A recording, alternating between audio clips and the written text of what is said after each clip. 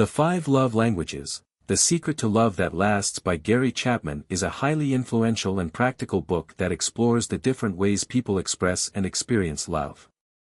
Drawing from years of experience as a marriage counselor, Chapman argues that people have distinct love languages, or preferred ways of giving and receiving love.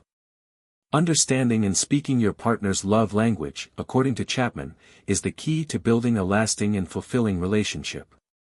The book provides insights and practical advice for improving communication and strengthening bonds by identifying and nurturing the love languages of both partners.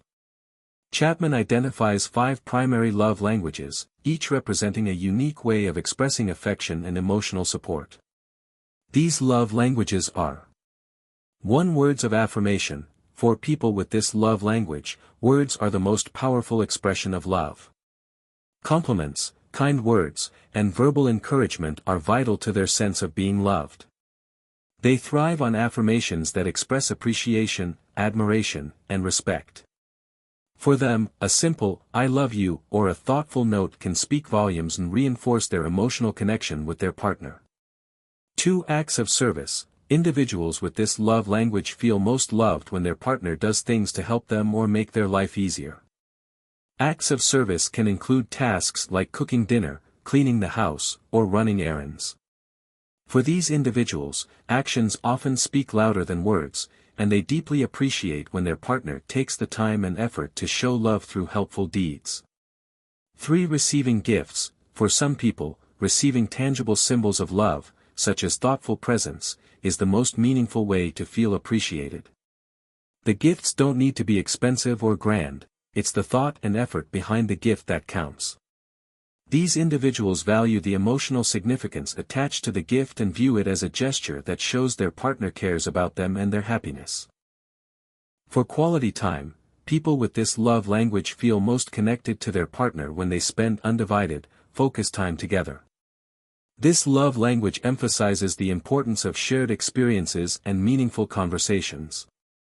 For these individuals, nothing feels more loving than spending time with their partner without distractions, whether it's through deep discussions, shared activities, or simply being present with one another. 5. Physical touch. For individuals whose love language is physical touch, physical affection such as hugs, kisses, holding hands, or even just sitting close to each other is the most important way to feel loved.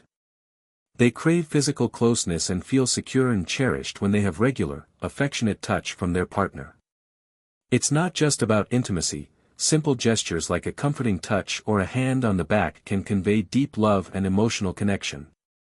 Chapman's central thesis is that each person has a primary love language, and that understanding and speaking your partner's love language is crucial to a healthy relationship.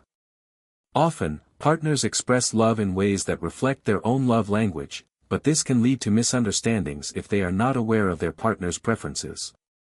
For example, someone who speaks the love language of words of affirmation might show love by frequently complimenting their partner, but if their partner's primary love language is acts of service, they might not feel as emotionally fulfilled by words alone. Similarly, if a partner's primary love language is physical touch, but the other expresses love through gifts, the person may not feel emotionally connected, even though they are receiving gifts. The book highlights that these love languages are not just important for romantic relationships, but for all kinds of relationships, including family, friendships, and even in the workplace. The key takeaway is that understanding the love languages of those around you can help strengthen all kinds of relationships by fostering better communication and emotional connection. Chapman explains that while we all have one primary love language, we may also appreciate and resonate with other languages, but it is the primary love language that has the most significant impact on how we feel loved and valued. Chapman also emphasizes the importance of actively learning and adapting to speak your partner's love language, even if it differs from your own. He offers practical strategies for doing this, such as paying attention to how your partner expresses love, asking them what makes them feel most appreciated, and being open to adjusting your behaviors to meet their emotional needs. For example, if your partner's love language is quality time, you might make a conscious effort to set aside time for uninterrupted time together, such as planning regular date nights or weekend getaways. If their love language is physical touch, you might increase the frequency of hugs, kisses, and other affectionate gestures to make them feel more secure and loved. One of the central insights of the book is that love is an ongoing choice and requires effort and intentionality. Relationships, Chapman argues, don't just flourish by chance, they require consistent nurturing and attention. Understanding your partner's love language is an essential step in this process, but it also involves actively working to communicate in a way that resonates with them. This requires awareness, empathy, and a willingness to prioritize your partner's emotional needs. Another key point that Chapman makes is that love languages are not static, they can change over time, depending on circumstances, experiences, and life stages. For example, someone who may have had physical touch as their primary love language early in their relationship may find that over time, quality time becomes more important to them. As life changes, so too can the ways we feel loved and appreciated. Chapman stresses the importance of revisiting love languages periodically to ensure that partners remain in tune with each other's emotional needs. The 5 love languages also addresses common relationship challenges, such as conflict and dissatisfaction, that arise when partners are speaking different love languages. Chapman provides insights into how couples can overcome these obstacles by understanding that their partner's need for love may differ from their own. Rather than feeling rejected or unloved when their partner's actions or words don't align with their expectations, couples can use this knowledge to work through misunderstandings and strengthen their emotional connection. For example, if one partner feels frustrated by a lack of verbal affirmations, while the other feels that actions speak louder than words, Chapman advises couples to communicate openly about their needs and find ways to express love in the language that resonates most with their partner.